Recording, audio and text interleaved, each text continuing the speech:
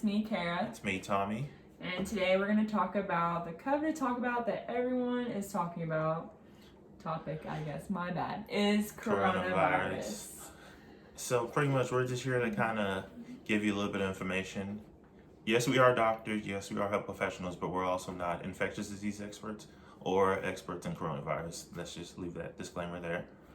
Also, disclaimer, we are doctors of pharmacy, not medical doctors, so we know a thing or two about the medical pharmaceutical aspect. So, not MDs, PharmDs.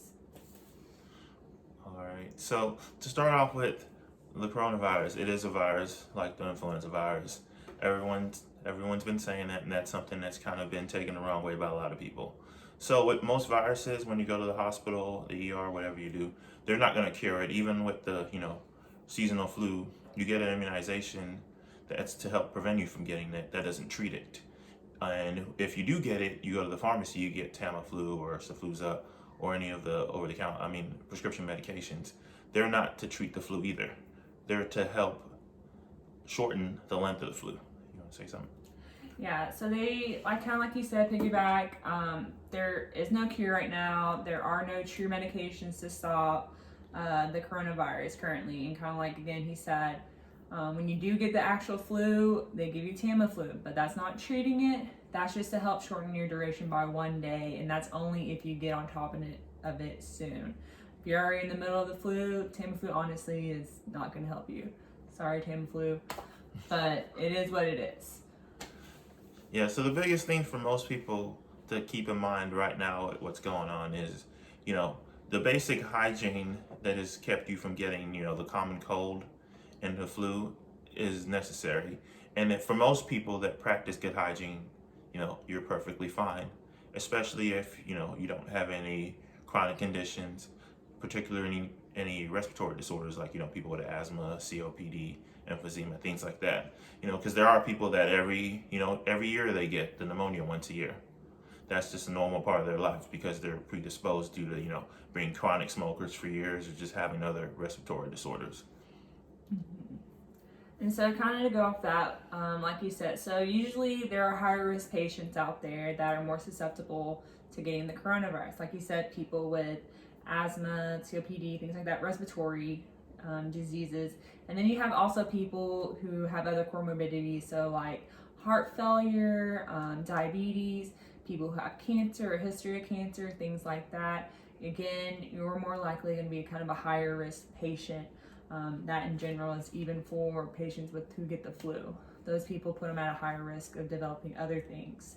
Kind of like the people who do have respiratory infections, or not respiratory infections, but diseases, they are more likely to get, what's bad is when they get the flu sometimes is not usually what's put you in the hospital, it's getting pneumonia because you got the flu.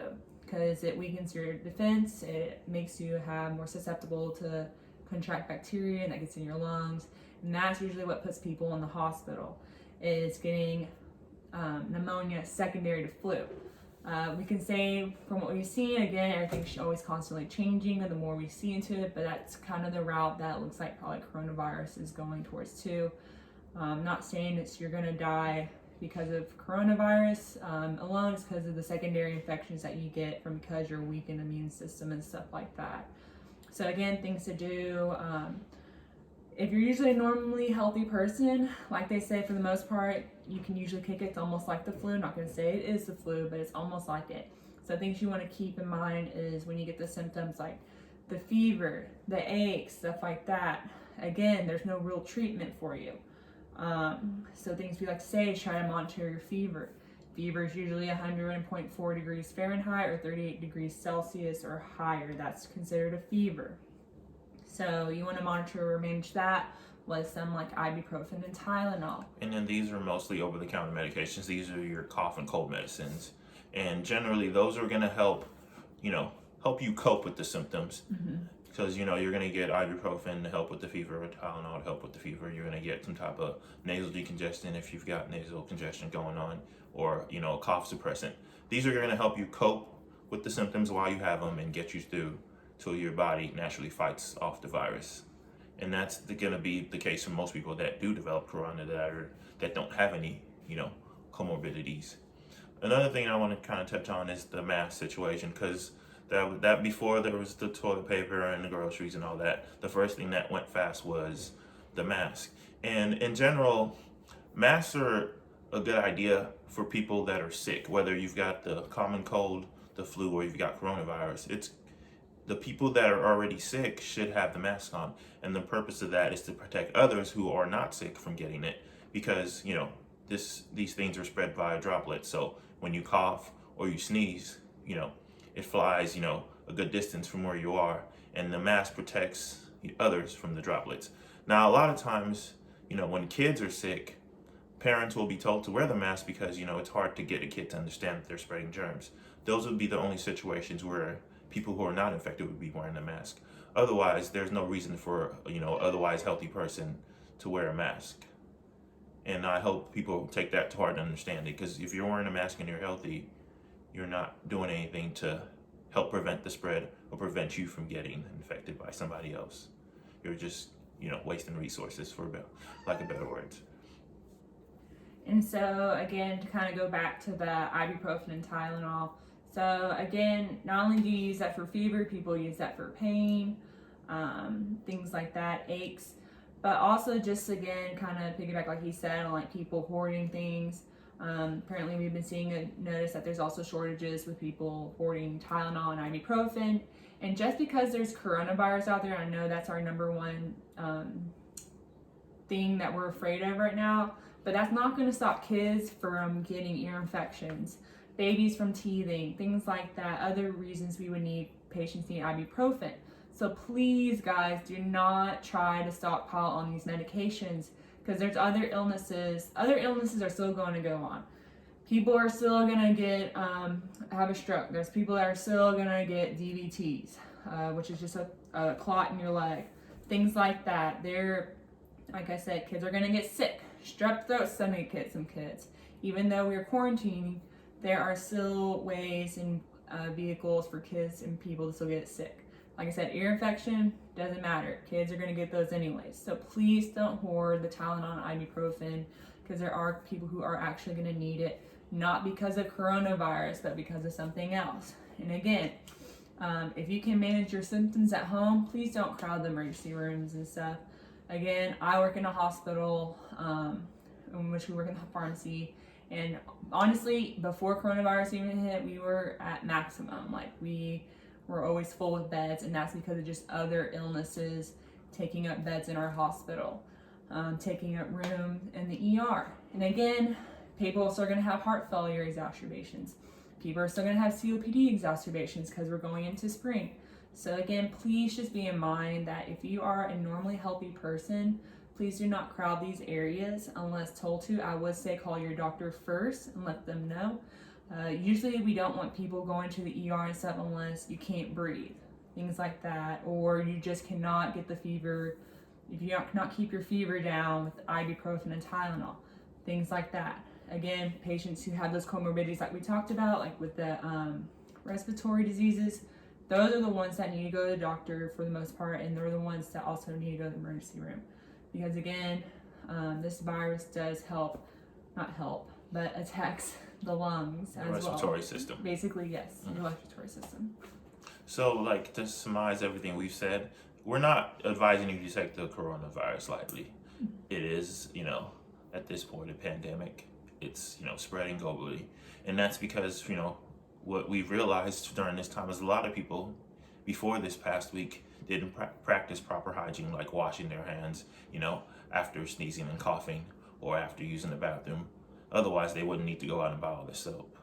A lot of people, haven't been practicing the proper hygiene. That's why it's spreading so fast. It's really on the people that are infected or sick to, protect others. And a lot of times that's not the case. There's people, go out to, dinner somewhere and there's a guy sneezing all over the place and, he's sick, but he doesn't care to protect everybody else. That's just kind of the standard here in America. In other countries, you'll go when you go to Japan or other places like that, they're wearing masks whenever they're sick, when they're riding the public bus or the train to protect everybody else. So taking proper, techniques to protect yourself and to protect others when you're sick is important, but also overreacting isn't really going to help anything. And you know, a lot of people spent the past week at a grocery store in line to buy paper towels, or I'm sorry, toilet paper, and it's like, well, you're in line, you don't know what the person in front of you has. They could be infected, and you get infected while trying to, you know, get supplies. Or what's on your grocery cart that you didn't wipe down. Exactly. There's just a lot of things that people need to keep in mind. Like, we're people that, you know, some people might call a hypochondriac. So it's like, nothing's really changed for us. We've always taken the necessary measures. We've always used hand sanitizer, washed our hands. You know, we've always socially distanced ourselves. You know, there's people that are close talkers. That's just their droplets getting right into your mouth and infecting you. So there's just things that you should exactly. There's just things that you should use in your everyday life to prevent yourself from being, you know, contaminated by other people's germs, for lack of a better word, and just keep doing those things and just relax. It's not that serious. Mm-hmm. And that's kind of like you said, to piggyback on the relax. When you're stressed out and feeling anxious and stuff, that can also weaken your immune system. So you should not be stressing out or worrying, because that also can lead to stress on your immune system and can lead you susceptible to getting an infection as well. So again, don't try to stress out, because if you stress out, you're just not doing yourself any favors whatsoever. And something that a lot of people need to keep in mind is, you know, like, with the way our news cycle is, it's 24 hours. So if you're driving on your way to work, listening to news about coronavirus, you get to work, you're talking about coronavirus, you know, you get home, you watch the news, coronavirus. At a certain point, you're just kind of feeding into it and kind of scaring yourself. So it's best to be mindful of it, but also not fearful. And also, don't know if are we wrapping it up a little bit? We're also wrap up. Again, we're pharmacists. We're in the health professional realm. Again, he works in a retail setting at a grocery store. I work in a hospital, and guess what? We don't get closures. We don't get days off. So please, if you are gonna go, and that includes like nurses, things like that. If you're gonna go to these areas where these people have no protection, more or less to say, please don't be rude to them. We don't get to be off. We don't get to be quarantined. We are out there with everyone else, because guess what? Patients still need their blood pressure medication. Patients still need their hypertension. You know, they need all that medication. Diabetes, it just goes on. Everyone's chronic meds for chronic conditions are still going on. They're not going to stop that just because of this. They can't quarantine you with your heart failure or your diabetes. Like, diabetes doesn't stop because of corona, all that jazz. Again, people still get in accidents and motorcycle events. So please be courteous and nice to patients, or not patients, but healthcare professionals who do not get to take the time off, law enforcement who do not get to take the time off, paramedics, people like that, because they're the ones who are coming to help you. That's our job. We took the oath. We're here to protect and serve. So please just be mindful of that. Even if you might be having a rough day, these people, again, we do not get to take the day off. And we're just people just like you. We are just normal people just like you, with feelings and families and loved ones who may also be affected by the virus, but we cannot, take the time off. If anything, they need more of us right now because of what's projecting to come with the coronavirus. So just something to keep that in the back of your mind, that, again, all these people who do not get time off are still people. So just please keep that in mind. And I hope this was helpful. Hope we provided some information in all our rambling that would, hopefully put you at ease.